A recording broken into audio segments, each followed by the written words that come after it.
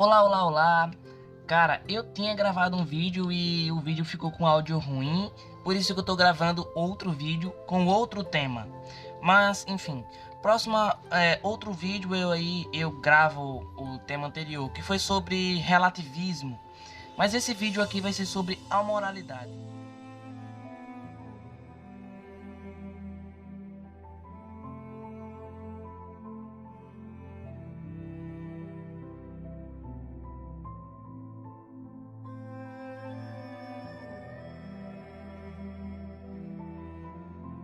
Bem, bom e mal, certo e errado são conceitos que todos nós estamos familiarizados. Mas de onde veio tal concepção de valores e deveres morais? Para responder essa pergunta, muitos filósofos concordam que se Deus não existir, então esses valores e deveres morais não podem ser objetivos. Em outras palavras, se Deus não existe, então valores e deveres morais objetivos também não existem. Já que nós temos um forte senso de moralidade, então podemos racionalmente crer que Deus existe. Simples assim? Nem tanto. Mas eu vou explicar durante o vídeo como funciona o argumento da moralidade passo a passo. A primeira pergunta que devemos responder é: valores e deveres morais são objetivos ou subjetivos? Por preferência pessoal, eu vou usar durante o vídeo os termos subjetivos e relativos como sinônimos, mas dependendo do contexto podem significar coisas diferentes. Quando eu digo valores morais objetivos, eu quero dizer valores e deveres morais que não dependem da opinião humana. Em outras palavras, independentemente das pessoas crerem ou não neles, eles ainda vão ser válidos. Por exemplo, mesmo se houvesse uma sociedade que tivesse sofrido uma lavagem cerebral para crer que torturar pequenos bebês por diversão é algo correto, elas ainda assim estariam erradas. E para complementar, quando eu digo subjetivo, eu quero dizer valores e deveres morais que são relativos às pessoas e culturas, ou seja, eles são apenas convenções sociais, sem valor objetivo. Nesse caso, não seria objetivamente errado escravizar afrodescendentes. Seria apenas uma preferência cultural ou individual. Pode ser uma surpresa, mas realmente não existe nenhuma boa razão para se crer que valores e deveres morais sejam relativos. O único argumento a favor do relativismo pode ser colocado da seguinte forma: premissa 1. O que se crê ser moral muda de cultura para cultura e de época para época. Premissa 2. O que é moral depende do que se crê ser moral. Conclusão. Portanto, o que é moral muda de cultura para cultura e de época para época. Esse argumento soa normal, pois apela para o fenômeno observado de que culturas se comportam diferentes. Porém, ele é falacioso. Ninguém acredita na premissa 2, a não ser que já aceitasse a conclusão. Ou seja, o argumento é uma petição de princípio, pois pressupõe a conclusão da premissa. Mais do que isso, dizer que a moral é relativa por causa de diferentes opiniões e interpretações é como dizer que a ciência é relativa só porque existem cientistas evolucionistas e cientistas que acreditam em uma Terra jovem. Mas talvez o relativista queira se defender, dizendo que é intolerante dizer que a moral de uma cultura é mais correta do que a outra. Cada cultura tem sua moral e isso deve ser respeitado. Encontramos uma verdade: cada cultura deve ser realmente respeitada. Porém, esse argumento utiliza uma definição errada de tolerância. Tolerância significa discordar de alguém, mas defender o direito dessa pessoa de se manifestar e se defender. Porém, a partir do momento em que há discórdia, aquele que discorda pressupõe que o outro esteja errado e que sua posição seja falsa. Ou seja, para que haja verdadeira tolerância, se deve dizer que uma posição é melhor do que a outra. E agora, o mais importante: se a moral é relativa, então o princípio de tolerância não seria ele mesmo relativo? O relativista enfrenta esse problema. Ele não pode apelar para a tolerância sem descartá-la junto. Mas esse não é o único problema do relativismo moral. Dentre vários problemas, podemos listar 5. O relativismo acaba com a dignidade humana. Se a moral é relativa, nosso senso de dignidade das pessoas torna-se irrelevante. O relativismo acaba com os direitos humanos. Se a moral é relativa, o que qualifica os direitos humanos como algo bom e correto? O relativismo acaba em uma anarquia impossível de se viver. O relativista precisa de uma definição de cultura para o julgamento moral. Porém, essa cultura é definida como o quê? O Estado, um grupo religioso, uma civilização? No fim, a definição terá de ser a de indivíduos que concordam entre si. Mas se for esse caso, então o relativismo é individual. Nesse caso, quem é você para reclamar que o assassinato é errado? O assassino está apenas fazendo o que acha certo. O relativista não pode reclamar do problema do mal. Se o relativismo for verdade, então valores morais objetivos não existem. Isso inclui a existência do mal. Porém, se o mal é relativo, então o ateu não pode usar isso como um argumento para a existência de Deus. O relativismo torna a reforma moral impossível. Se a moral é relativa, então é impossível que haja uma melhora na moral de uma sociedade. Pessoas como Martin Luther King, Gandhi e Jesus não fizeram com que a sociedade melhorasse. Eles apenas promoveram uma mudança de regras. Mas em última análise, essas regras nunca foram piores ou melhores do que as outras. Uma sociedade que escravize negros não é melhor do que uma que liberta. Ela apenas tem pessoas com opiniões diferentes. Agora vem a pergunta: se a moral não é relativa, como saber se ela é objetiva?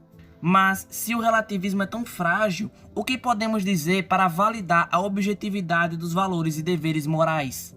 Em primeiro lugar, podemos destacar que essa é uma crença apropriadamente básica. Uma crença apropriadamente básica é uma crença que é aceita racionalmente, mesmo que não haja evidência para ela, e que pode ser aceita com base na experiência. Por exemplo, sua crença de que o mundo externo existe e você não é um cérebro em um pote sendo estimulado por um cientista maluco para crer que o mundo existe e é uma crença racional, embora você não tenha evidência para ela.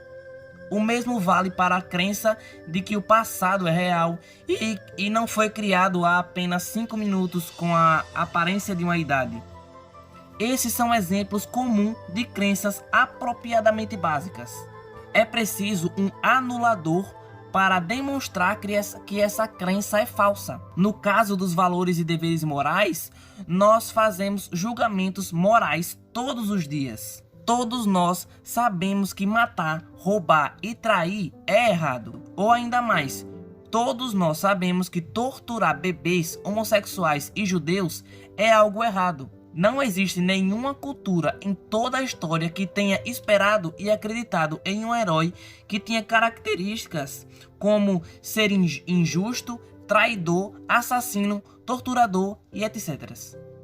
Nosso senso de moral objetiva está por toda parte, em todo o tempo. Quando vemos a notícia de um assassinato, de um estupro ou de um político corrupto, nós diretamente fazemos o julgamento de que isso é errado. Do mesmo modo, sabemos que amar crianças, defender o inocente e ajudar um amigo são coisas boas e corretas. Se a moral não é objetiva, o que torna um ato errado? No naturalismo, o ser humano é apenas um monte de células rearranjadas, não diferentes de uma cadeira. Então, dado o ateísmo, qual é a diferença entre se quebrar uma cadeira ou matar uma pessoa? Fica claro que há uma diferença fundamental entre ambos. O ser humano tem valor e direito ao respeito e à dignidade. Sem que haja um anulador para essas crenças, não há motivo para duvidar. E como vimos, os dois argumentos relativistas falham miseravelmente.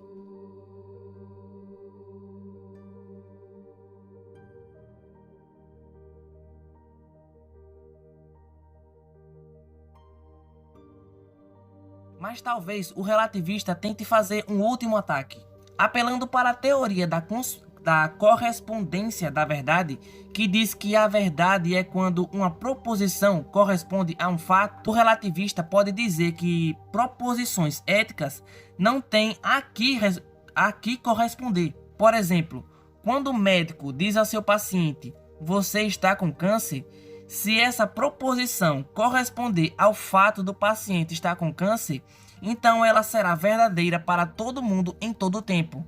Porém, se alguém disser que matar é errado, ela corresponde ao quê? Não há nada na natureza que corresponda a isso. Por isso, quando proposições normais, por assim dizer, podem ser verdadeiras por corresponder aos fatos da natureza, as proposições éticas devem corresponder à vontade do sujeito. Sendo assim, deve ser algo relativo à vontade do sujeito. Esse argumento possui falhas. Em primeiro lugar, devemos concordar que verdade é aquilo que corresponde com a realidade. Porém, há um pressuposto nesse argumento. Ele pressupõe o verificacionismo. O verificacionismo é a posição que diz que, para a sentença fazer sentido, ela deve, em princípio, ser verificável pelos 5 sentidos. Porém, isso é autocontraditório. Quando ele diz, para uma sentença fazer sentido, ela deve, em princípio, ser empiricamente verificável pelos 5 sentidos, não pode ser verificada pelos 5 sentidos. Além disso, esse argumento parte de um raciocínio circular. Ele pressupõe que a natureza seja tudo que existe.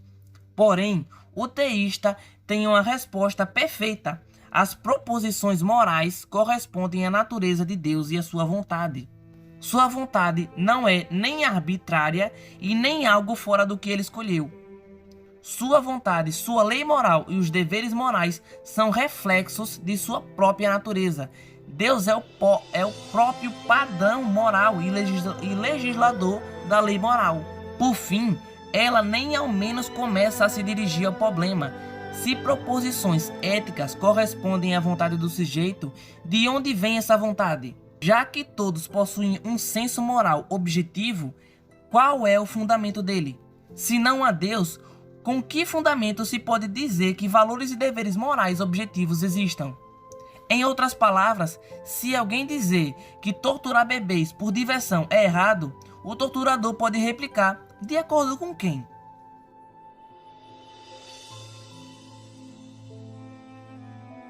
Existem várias formas de argumentar que a moral deve ser fundamentada em uma entidade que chamamos de Deus. Primeiro, os valores e deveres morais não podem ser fundamentados em uma espécie de contrato social entre humanos, pois nós discordamos muito.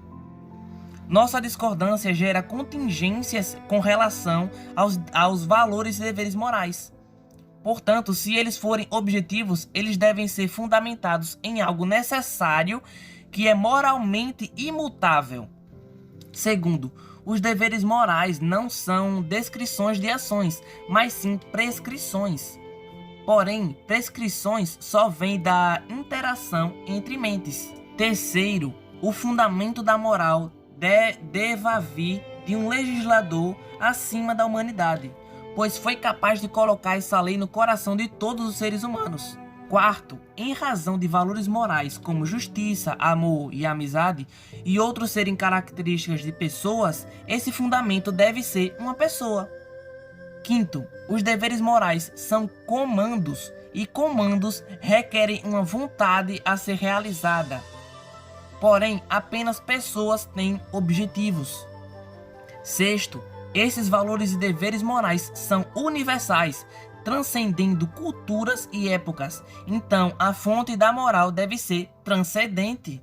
Sétimo, como esse é o padrão moral, ele deve ser moralmente perfeito, pois se não fosse, não seria um padrão apropriado ao qual tentaríamos chegar. Em suma, esse fundamento da moral deve ser necessário, moralmente imutável, uma mente, um legislador acima da humanidade, pessoal, com um objetivo transcendente e moralmente perfeito, que é o que todo mundo chama de Deus. Podemos resumir o argumento da seguinte forma. Premissa 1. Se Deus não existe, então valores e deveres morais objetivos também não existem. Premissa 2. Valores e deveres morais existem. Conclusão. Portanto, Deus existe.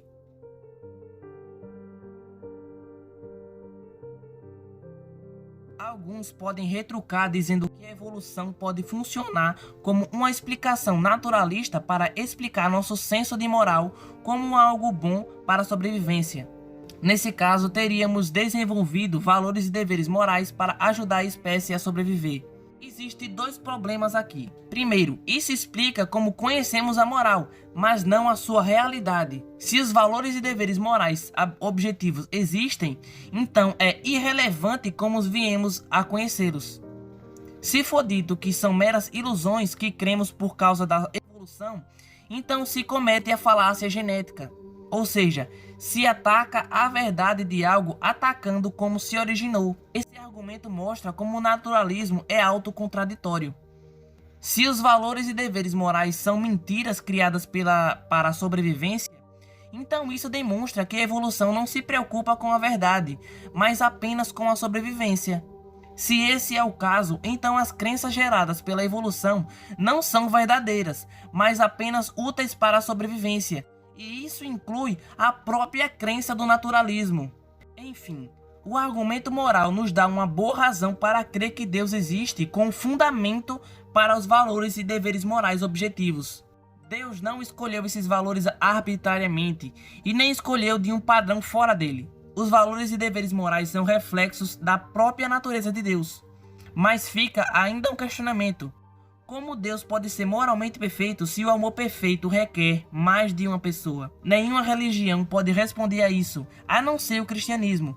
Deus é mais do que uma pessoa. Sendo assim, o único Deus que pode ser fundamento plausível para a moral é o Deus cristão. Devo frisar que não estou dizendo que ateus não podem ser moralmente bons. Se a moral for objetiva, então é natural que os ateus conheçam valores e deveres morais objetivos. Porém, eles não podem fundamentar em nada. Concluindo, se você concorda comigo que torturar pessoas é errado, que intolerância verdadeira é errada, que escravidão é errado, que amar crianças é bom, que autossacrifício é bom, que ajudar ao próximo é certo e que amar ao próximo como a ti mesmo é certo, você deve concluir que Deus existe. Obrigado a todos que assistiram esse vídeo até o final. E fique com Deus, me segue, deixa o like, comenta aí. E falou, Deus te abençoe.